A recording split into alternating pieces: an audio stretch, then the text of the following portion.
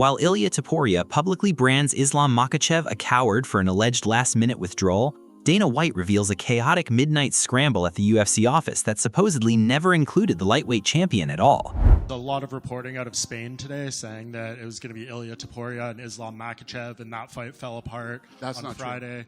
Well, Justin Gaethje also said he was told Thursday he wasn't on the card, and then on Friday he was. That is true. When the rumors started flying that a massive super fight between Islam Makhachev and Ilia Topuria was supposed to headline the historic Whitehouse card, UFC CEO Dana White didn't just disagree, he shut it down completely. During a press conference for Zuffa Boxing, White was very clear, stating that the reports were not true and that a matchup between the two champions was never the plan for this specific event. So what happened with Islam, I guess? Because you know how fans are, a lot of them. That's not true, I said. Sure. So it was never Islam versus Topuria, yeah. So anyone who thinks Islam ducked this fight or anything like that, yeah. It's all. He urged fans and the media to stop listening to every rumor they hear, emphasizing that the UFC only confirms fights once they are officially finalized and announced to the public. White's frustration seemed to stem from the weird circumstances that led to the final card announcement, which looked very different from what people expected. He insisted that while there was definitely chaos behind the scenes, that chaos didn't involve a scrapped Makhachev-Topuria fight. Don't worry about what fights are being made. We announce which ones are made and which ones will be happening. I told you there were some weird circumstances. The reason that fight fell out. By standing firm on this, White is trying to keep the focus on the actual main event, a lightweight title unification bout between Topuria and Justin Gaethje.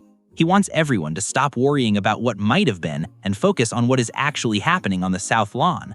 Even though the boss says the fight was never a thing, Ilia Topuria is telling a very different and much more controversial story. Topuria has gone public with claims that the UFC actually did offer him a fight against Islam Makhachev for the June 14 event. It wasn't up on stage with Mick, Hunter, and Sean. It was that power slap that the fight fell apart that night. And then all the boys went back to the office and literally were there till 9 in the morning. And he says he accepted it without a single second of hesitation. According to Topuria, the only reason the fight isn't happening is that Makhachev pulled out at the very last minute. He isn't being quiet about it either, explicitly accusing the Russian champion of ducking him to avoid a dangerous matchup. Topuria is even calling out Makhachev's current injury, labeling it as nothing more than a convenient excuse to escape the fight. He mentioned that while the UFC told him at one point he might not be on the card at all, he viewed that as a simple negotiation tactic, because he always knew he would be a part of such a historic night. For Topuria, the narrative is simple. He was ready to go, the deal was on the table, and Makhachev took the escape route by claiming his hand was too hurt to compete. This public call-out has added a massive layer of drama to the Freedom 250 event, as fans are now left wondering who is telling the truth, the champion or the CEO. While Topuria calls it an excuse, Dana White has confirmed that Islam Makhachev is legitimately dealing with hand issues that have kept him out of the gym. White admitted he doesn't know exactly how serious the injury is or how long it will take to heal, but he was certain that Makhachev is physically unable to fight right now. This hand problem isn't exactly a new issue for the champion either. That's how Gaethje ended up on the card. When can we expect to see Islam Makhachev back? And Topuria wasn't originally supposed to be on the card either. So he got the call too. Gotcha. He originally suffered a partial ligament tear in his hand back in June 2024 after his tough fifth-round submission victory over Dustin Poirier. When can we expect to see Islam Makhachev back? I don't know. He's got some hand issues. I know that. I don't know how serious the hand issues are or how long that will keep him out, but yeah, he's injured. Since that initial injury, Makhachev's hand has reportedly flared up multiple times, causing him recurring pain and forcing him to delay previous title defenses.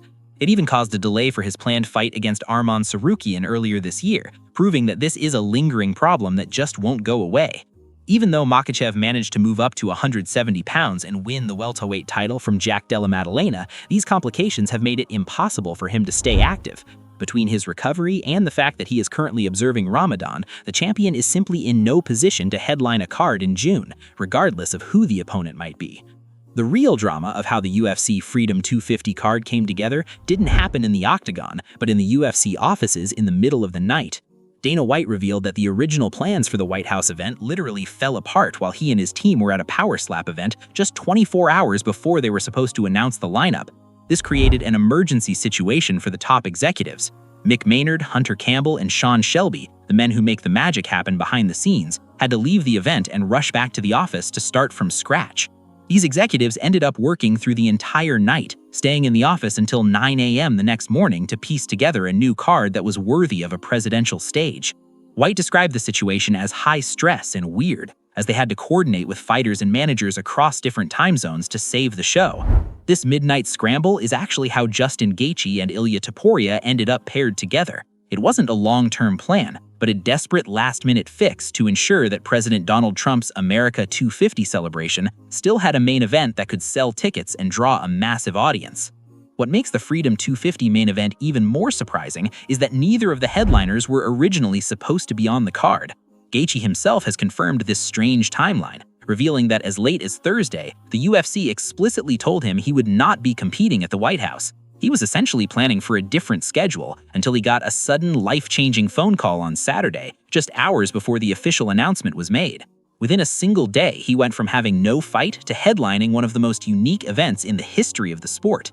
Topuria's situation was very similar, as Dana White noted that the featherweight champion was not originally supposed to be on the card either.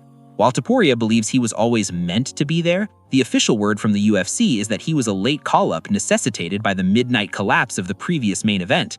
This means both men are stepping into a massive spotlight with very little time to prepare for the specific pressures of a White House South Lawn setting. It highlights just how quickly things can change in the MMA world, where a fighter can go from being sidelined to being the face of a historic event in less than 48 hours. Scheduled for June 14, UFC Freedom 250 is being designed as a one-of-a-kind spectacle to celebrate the America 250 anniversary. The event is set to take place on the South Lawn of the White House, a location that has never hosted a professional mixed martial arts event before. This makes it a high-stakes moment for the promotion, as they're performing in front of President Donald Trump and a select group of attendees.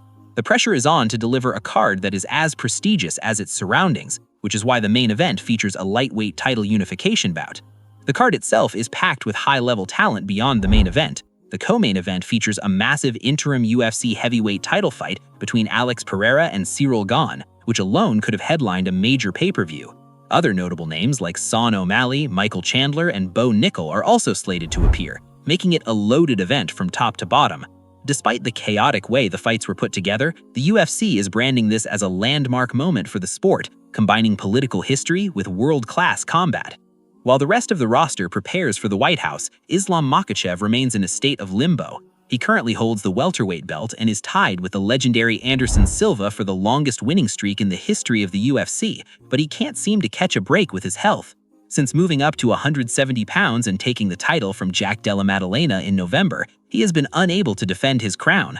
The complications with his hand have essentially frozen the top of the welterweight division, leaving top contenders like Arman Tsarukyan waiting for a chance to challenge him. Dana White has admitted that because the severity of the injury is still being evaluated, the promotion has no definitive timeline for when the champ can return. This uncertainty is compounded by his religious observances during Ramadan, which typically requires a period of recovery and training before a fight camp can even begin. For now, Makhachev is a champion on the sidelines, watching as other stars like Topuria and Gaethje take the spotlight he was rumored to have.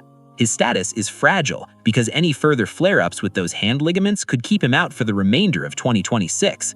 With the Makhachev drama behind him, Ilia Topuria has turned his full attention towards his new opponent, Justin Gaethje, and he isn't being shy about his confidence. Topuria recently gave a shout-out to Gaethje but followed it up with a cold prediction, stating that the fight will be quick. He characterized Gaethje as just another person who has to pay for Islam's escape, suggesting that he's taking out his frustrations on the veteran fighter. Topuria's ultimate goal is a quick knockout to prove he belongs at the top of the lightweight division. He even took a personal swipe at the management of both fighters, calling their manager names and dismissing their chances of survival in the cage.